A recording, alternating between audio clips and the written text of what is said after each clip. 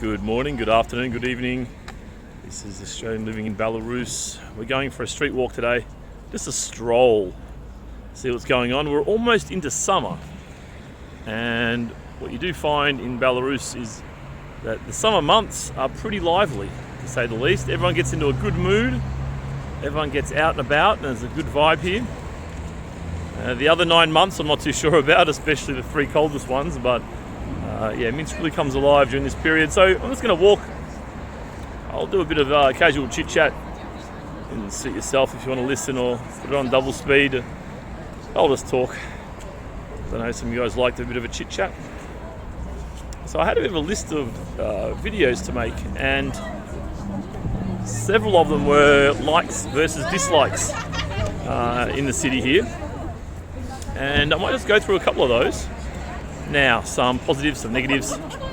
And I've just been, for the Lions part of winter, I've been living in the tropics where it's nice and warm. However, the food supply there is a little bit unreliable, not great quality, etc. Whereas coming back here, it's like, oh yeah, got the full selection of meat, full selection of fruit and vegetables, more or less. Especially this time of year, strawberries, blueberries, blackberries, raspberries, etc. all come into season, which is wonderful. Lots of dairy, lots of cakes, lots of everything. Stuff that you kind of take for granted in a civilization. And you're crossing over there to go to the metro. We'll keep going this way. So it's great to have that, and just a wider range of restaurants and the like, rather than living off rice and chicken. It's kind of nice. But of course, if you're a really picky Westerner, you'll be like, well, the restaurants here are generally not fantastic. There's a mix though. You do get some variety. Nothing will blow your socks off, but you do get, there's an Indian place, a few Chinese places, a few Italian places, blah, blah, blah. And nothing's really shut in the last year or two. The only thing that's changed is the signage at McDonald's, which is now mac.by, as opposed to McDonald's, but I imagine the food's identical how it was before.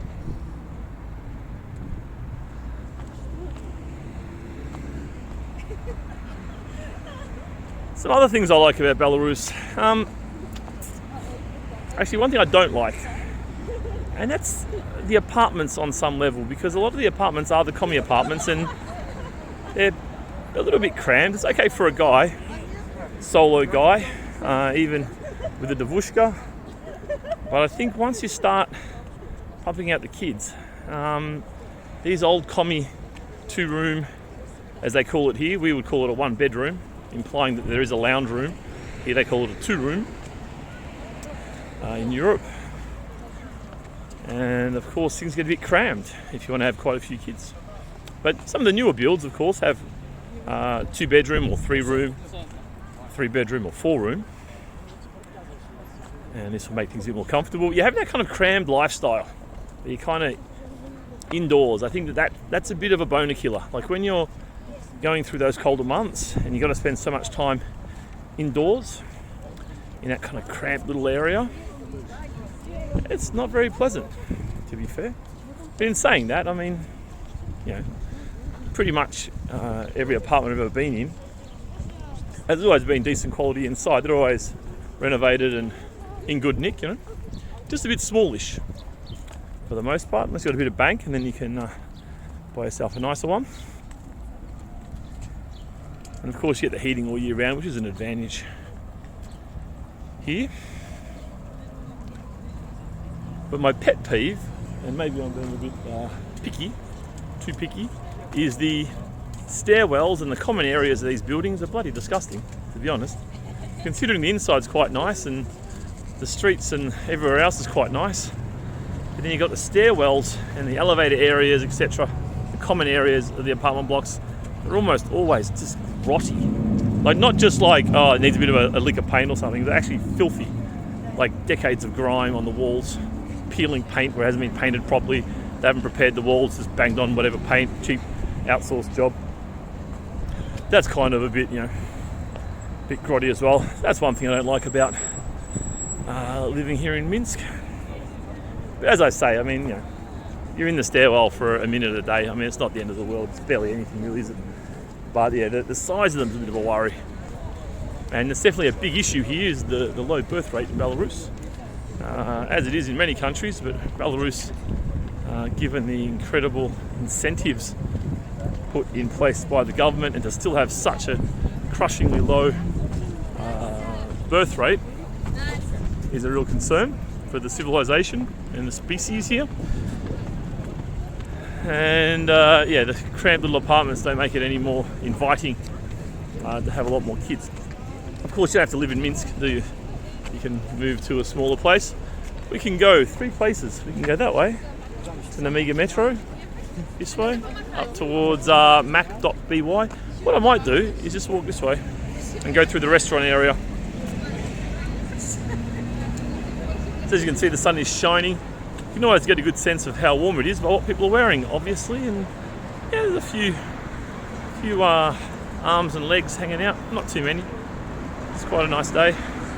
About 20 degrees.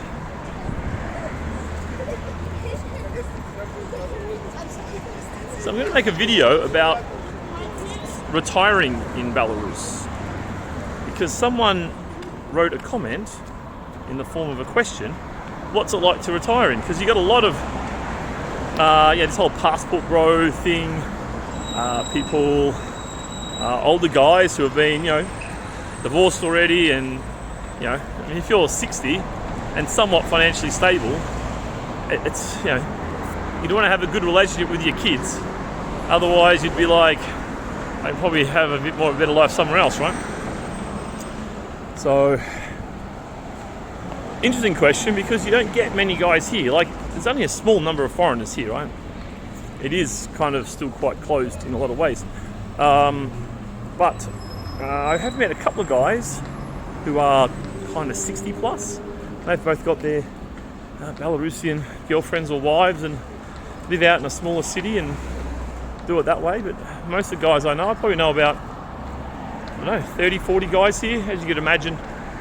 I do have this channel, so I'm fairly visible here, and I do network a bit and I'm a pretty chatty kind of guy, so I do know quite a lot of people, and they all tend to be probably start at about 22 and maybe go up to, 45. Still a few, probably 48, even 50, and then it kind of stops. So you don't get many of those retirees here. But for a retiree, I mean, it kind of depends what you like, how risk averse you are. I mean, how open you are to these kinds of ideas. Sorry about that, just a little bit of an interrupt there. We'll continue on our journey. So those guys kind of 22 to 48, I'd say, in terms of foreigners here. So if you wanted to retire, what are the things you should know about Belarus? And I'm just going to do you guys a favour. I'm going to cut straight to the chase, because look, it functions pretty well for the most part. I mean, there's pros and cons, obviously, but I'm going to talk specifically about women here. And the reason I'm going to do that is because the demographics here are really favourable. If you're a dude, say you're 55, that's my avatar of the retiree, right? 55 years old. And look, you've probably gone through a divorce. Hopefully didn't get cleaned out too much. Hopefully got at least an apartment to your name, paid off. Maybe a second one, or decent super. Maybe some stocks or shares or crypto or whatever, depends how you're bent. You got choices. And I wouldn't imagine, unless you love your job and you're a bit short on imagination, I don't imagine why you'd keep going, working, if you've got enough to kind of retire fairly comfortably. So I'm going to go for the 55-year-old guy. Assume you're somewhat in shape and you're not as boring as a piece of wood. Dating in a place like this is really good, and I'll tell you why. Because the demographic you're going to go after, that's the best for you, the best suited for you, is in abundance. So the younger girls, kind of 18 to 21, probably not really going to happen a great deal, to be fair. Although there's lots and lots of girls of that age. Brother, how are you? Sorry about that, just had a little interrupt. We'll go up this way. This is a Sunday, so Sundays are pretty chill here. pretty chill vibe. You can kind of feel it's a very different feeling to a Saturday. Saturday just will be busy and full. But Sunday a bit more chilled, a bit more relaxed. People might go out to the dacha. Obviously it's dacha season at the moment. People are going out and cleaning up the dacha. It's got the weeds there from the winter. And people are going out to clean out their dachas or their parents and so forth. Spend a bit of time out there. So you walk up here to the main street here and I'll show you mac.by, which is exactly the same as before except the signs have changed, but it's kind of funny. So yeah, anyway, if you're a retiree and you want to kind of, remarry or this kind of thing, Belarus just has this incredible abundance of women above about 35, single mothers, not single in the sense that they were knocked up without being married, but in that they've been divorced. And you just got the glut of women like this, and they're pretty good. I mean, a lot of them are still really beautiful and stay in shape and look nice, and a lot of them have really good temperaments because, if you get married at, say, 18, you pop out a kid at, I don't know, just say 20, and then get divorced at 35, I mean, you've just spent, a good chunk of your life married, having to be reasonable all the time, having to be responsible and reasonable, and that really helps to reinforce a person's values and character and so forth. So a lot of these around, and of course the kids often grown up already, kid or kids grown up already. So it's not like you have to be instant dad, you got any financial responsibilities or anything. And as I say, there's just a lot of women like this. You got to be a bit careful, of course, because they are divorced still. And in Australia and in the West, we see single mums as probably the biggest red flag you can have, other than maybe just having a 10-year stint in prison or something. Probably the biggest red flag. But here it's a bit different because they are pushed into marriage early and they don't really screen that well. It's a problem with these ex-Soviet countries. They just rely on the kids to make their own choices about their partners. And of course they just do that based on quote-unquote love, which is basically just hormones, right? So they just make bad choices. Just the guy that they're involved with, whatever, they just meet in the village or whatever it is, they just kind of get married really quickly. Like it's really normal for girls here to get married, girls and guys obviously, to get married after only knowing each other for like a couple of months. Really common. And in the culture here as well is that they don't spend a lot of time together. I notice here in Minsk, like young couples, it's not unusual to see each other just once a week, if that even. Depends on the person, obviously. But so anyway, there's a glut of women in that kind of age range. I would be careful a little bit, because again, they are still divorced. So if you've got a woman who's say 38, but she didn't get married till 35, had a kid and then divorced a year later, well, that's an old school red flag. I mean, that's disastrous. Prospects, obviously more unstable, didn't really value relationships, blah, blah, blah, blah, blah. You can try and make excuses for people, but at the end of the day, when you're getting involved with people, you're looking at, probabilities and all this kind of stuff. And I think for me, I do believe a lot in numbers and statistics, and I don't believe in gut feel, because that simply doesn't work. Otherwise you wouldn't have so much divorce. The guy thinks, oh yeah, I know her, she's different, yeah, she's a good girl, whatever, just because she's nice to him, and in reality he ends up getting cleaned out and having a shitty marriage and whatever. So I'm a big believer in red flags and backing data in. Don't worry about your gut feel, how she makes you feel, but backing the data. What does the data say? Well, the data says if a woman gets married at 35 for a couple of years, has a kid, well, we know what's going on there, right? She just wanted a kid, and that was kind of tick that box off for her. So we'll stay in the shade on this side, and then we'll cross later. We'll go under, and then I'll end the video at the McDonald's, which is now mac.by. So as I say, this is really probably the best demographic to be dating. So the best age to come to Belarus, if you want to date and marry and this kind of stuff, is probably 50, 55, 60, to be honest. Either that or really young, because there's heaps of 18, 19, 20, 21 year olds around, but you've got that kind of flood of marriages around kind of 20 to 24. So by the time you get to 25, the girls are either married already, probably popped out a cheeky kid as well, or they've pissed off, mate, because that's one big problem of these Soviet countries, is they had so much anti-Soviet pro-Western propaganda pumped in for so long. They've really developed this kind of cultural self-loathing, and that hasn't gone anywhere. It's as strong as ever, and they really believe that to be anything and anyone, you've got to leave. So the more marriage-orientated ones are married already, and the less marriage-orientated ones, the ones that are more interested in making money or what have you, they generally leave. So you don't have many women in that kind of prime, or what would be in the West, the prime kind of marriage age of maybe 24 to 28 or even 30. You don't really have those. So for guys around kind of 35 to 45, it's actually not the greatest place to come necessarily.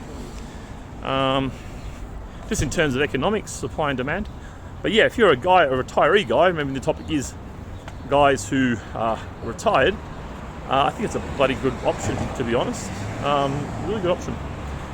And they'll really appreciate you, they'll really appreciate you. And they've got, traditional, I wouldn't say too traditional, I don't get overboard. People are really black and white about this. They think there's good girls and there's bad girls.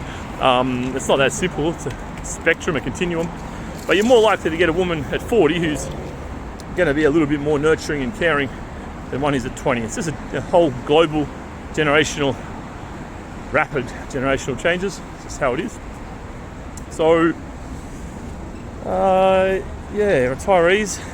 Look, everything else is kind of fine. You've just got to, what you've really got to do as a retiree is just bloody network. Know people. You see a foreigner, talk to them. Maybe in a coffee shop, just talk to them. Get to know them, build those networks, and that's how you learn how to do things, right? Because most things in countries like Belarus, these kind of ex-Soviet countries that are still quite, what would you say, cut off from the world a little bit, or at least from the West anyway. I mean, it's not cut off from the world at all, it's cut off from the West on some level. Often what things say on the website, what things say on paper is not how they actually work, when you come here. So you really got to have those networks, and I guess that's where I'm here as well. I mean, you can speak to me through my website as well for kind of inside details. Then you kind of know what to do. You know what to do, you know how to get things that you want, you know how to navigate tricky things like visas and money and, when you can leave the country, when you can't, all this kind of stuff.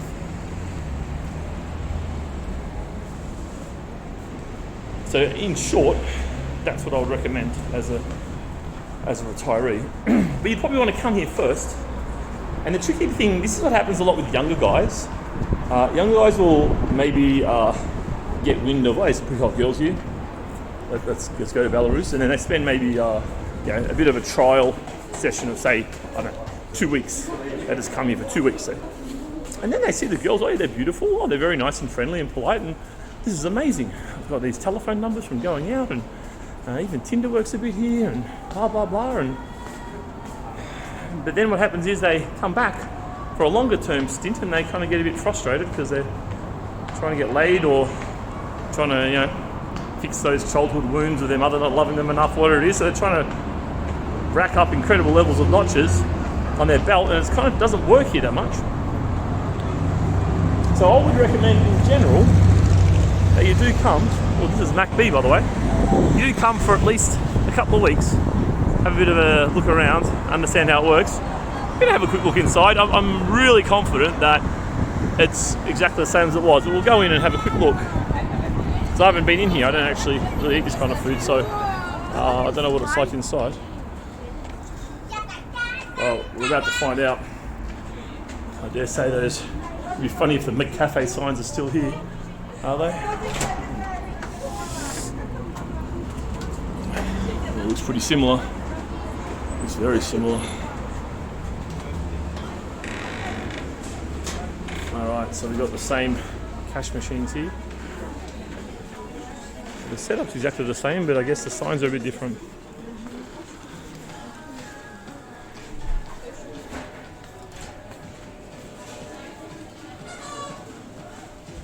Yeah, you can just see the kitchen's exactly the same, the wrapping's the same, everything's the same.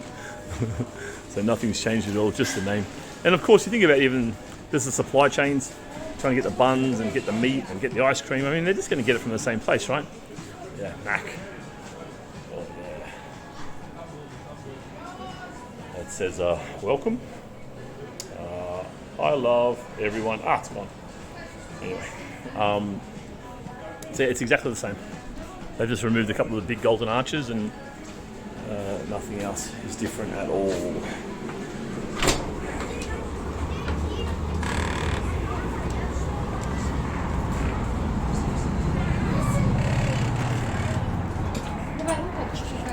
Oh, what else should we talk about? Oh yeah, on the retiree things, yeah, you kind of want to understand how the money works, getting money in and out. It's kind of important. How to get apartments. It's just little weird things that you got to know. It's kind of an administrative thing, bloody things from the Soviet era, you know. But it's certainly, I mean, you know, depends what you value, right? If you value, there's a lot of guys that come here value the fact that it's so safe here. Like, you can look at this. There's no rubbish anywhere, right? No spray paint, nothing.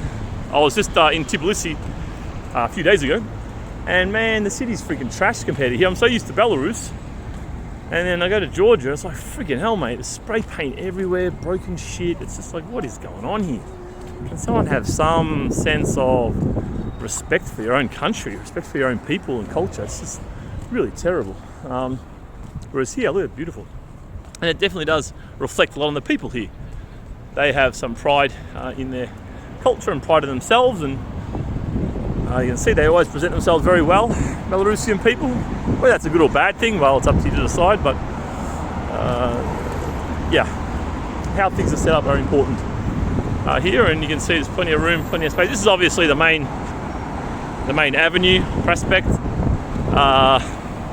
here, so it's extra wide, but yeah, it doesn't really get, this is the centre, so it's nicer, but it doesn't, even when you're in like the shittiest kind of areas with the worst falling over communist built buildings, it's still not too bad, you know, in the scheme of things. It's a bit gloomy in parts, but generally still pretty reasonable. In terms of health, I think health is an important topic. The guys who are maybe 55 plus will start thinking about. I'll just kind of stroll back this way and maybe go back under and head south here for a couple of minutes. I'll just finish up this conversation. So I think health here is interesting because the public system's kind of okay-ish. There's a bit of queuing. When I first came to Belarus, I did a search, you know, healthcare in Belarus, what's it like? And there was a lot of sad stories of shortages of doctors and so forth. But mate, they churn them out here. I tell you what, they, you know, from a med school point of view, they have an abundance of doctors coming through. And obviously some nick off to other countries to try and make some more money, whatever. But you know, a good chunk of them stay as well. There's definitely no shortage of just general doctors, common specialties, etc. You can get in, like everything I've had done here, from dentist the most simple to some other stuff I won't mention, but you know, mid-level health stuff. I've been able to book an appointment with a specialist within like a day, 1 or 2 days, and everyone I've spoken to, it's kind of the same. So there is capacity here in the health system. Now, of course, I'm talking about paying for it, right? I mean, I've got my insurance, and that's one of the things you got to know. Come to Belarus, you got to have government-approved insurance, so they can get it pretty cheap nowadays. But you got to have it, even though you'll never use it, because you just want to get things done, right, faster and whatever. So you get on the private path, and things will still be, yeah, well, compared to the States, I don't know, but compared to Australia, half or less than half of what it would be. I went in some oxygen chambers just to kind of try. I think that was, might have been around, I can't remember now. I think it was around 25 rubles, maybe around 10 US dollars. I think that might have been the local price. They do tend to bump up the prices for foreigners in a formal way. Like it's like a price list. It's not like they just make it up on the day. It's like, oh, you're Australian, huh? We add a zero. It's there's formal prices. It's actually about double that you'll pay. So I think I might have paid 50 rubles, which is around maybe 17, 18 US dollars for a session in the oxygen chamber, which in Australia would be maybe triple, quadruple that. So yeah, health system. The only thing I don't know about is like really acute specialties. I don't really know about that. But with that kind of stuff, I mean, you know, Belarus is close to a lot of other countries. You can just catch a bus over in the EU in a couple of hours. It's not like, you know, although there is some restrictions on how you get in and out of the country based on your visa and so forth. It's pretty easy to do if you need to do it. So that's in terms of health. There's a few thoughts for you. I won't go into too many details about everything, but you know, oh yeah, the weather's a factor, of course. I mean, as I say, I've been gone for quite a few months, living on a little island in the middle of nowhere. It's nice and warm, and then come back here and all of a sudden it's cold. I had to wear a jacket, even though it's 3 days before winter. I had to wear a jacket last night. Lucky I had one, just one in my suitcase. So, you know, the winter is grinding, you know, the winter's grinding. The summer's good, the summer's warm. You have to wear a jacket for probably 3 or 4 months. And then the middle seasons, autumn and spring, these are kind of, yeah, they're getting pretty mild. And then, yeah, that kind of winter plus minus a month either side, it's, look, I don't mind it. I'm kind of okay with it, but everyone tells me, mate, just stay for 10 years and it just grinds on you. Absolutely grinds on you. This is actually where I lived when I first moved to Minsk. Lived up there, back in the good old days, next to Goom here. One of the Soviet, walk back this way, one of the Soviet style department stores. There's Goom and Zoom. Zoom's another couple of kilometres up that way, northwards. You can see today beautiful blue skies. That's what you don't get in the winter. It's dark, it's gloomy. Of course it's cold, but it's not as cold as, well, Canada. Parts of America are colder. And, you know, it's still pretty close to a lot of EU countries. And it's going to be warmer than, like, Scandinavian countries are obviously north of here. So it's going to be colder there. And you don't get the whole, you just still get some light here. You get about maybe the shortest days, maybe 5.5 or 6 hours of light. Maybe 10 a.m. to 4 p.m. So you still get quite a bit here. But it's just dark. Like, you got the old commie buildings. Like, this is as beautiful as it gets in terms of buildings, right? But the old commie buildings, you got the grey dark sky, you got the grey, you know, snow when it gets kind of slushed up. It starts going that kind of dirty colour. It's got kind of grey. It's a bit of a gloomy place in winter, has to be said. It is a bit gloomy. We'll go back under here. So you want to, you know, just depends where you're from. I mean, if you're from a place where it's that cold, then it probably doesn't matter that much, to be honest. And, you know, the infrastructure is well set up, right? Like, you got heating everywhere. It's not like you're going to go out and freeze. You do have to get between buildings and between metro and building and so forth. But reality is that, you know, things are set up and it's comfortable in that respect. But yeah, people, man, the mood in this place, it changes so much, like, during winter. People just become, like, man, depressed and miserable, and it's really weird. Like, I understand some kind of a mood change, but Belarusians as a whole are really in touch with that kind of emotion. Whereas, you know, Anglo cultures were taught to kind of suppress that emotion a bit, not complain or whatever, but here it's kind of all out in the open. If they're not feeling good, they're really, really feeling bad, and they let you know about it. And it's definitely ingrained in the culture to complain about the weather. It's such a cultural thing. A passionate love of summer and a passionate hate of every other minute of the year, pretty much, is how it works. So if you are a retiree and you're thinking about Belarus, I'd really recommend that you jump on my website, unedited.com. We can have a chat, a more specific chat about things here, how things work and things you might want to consider on a personal level, because it is a live option, definitely. Actually, I will touch on the language. One last thing, I'll touch on the language. There are guys here, I met an American guy as an example, not that long ago, and he didn't speak a word of Russian, but he had a Belarusian girlfriend who could speak English, because, you know, remembering, most people don't speak a lot of English here, right? And nowadays, you know, with the current situation and the Iron Curtain coming back up and all that kind of stuff, you know, a lot of people here are interested in China. A lot of the people are learning Chinese, as an example, and less so of a concern about English, right? I mean, they still want English, but it's, people are adapting to being cut off, right? So, but nonetheless, English is still, well, I guess Belarusian's the second language, technically speaking, but Russian's the main language. The people actually speak. The signage is always in Russian. People speak Russian, blah, blah, blah, blah, blah. But if you're relying on English, other people's English, you're going to struggle, right? You're going to struggle. So you would want to put in some effort. It kind of depends. Look, if you're a bit of a loner, a homebody, like this guy I was talking to the other day was, this guy's been here 6 years and have a single friend. It says his Belarusian wife, one kid, and just sits at home all the time. And I know a couple of guys like this, and that's kind of how they live, foreigners, generally Americans, oddly enough. They're known as being the most extroverted and chatty amongst all the kind of European white-based countries. But if you're a bit, it's a bit of a miserable life. If you are a more social person, you want to get amongst it, you're going to have to, either generate social networks of foreigners, which you can do. Definitely, they do exist.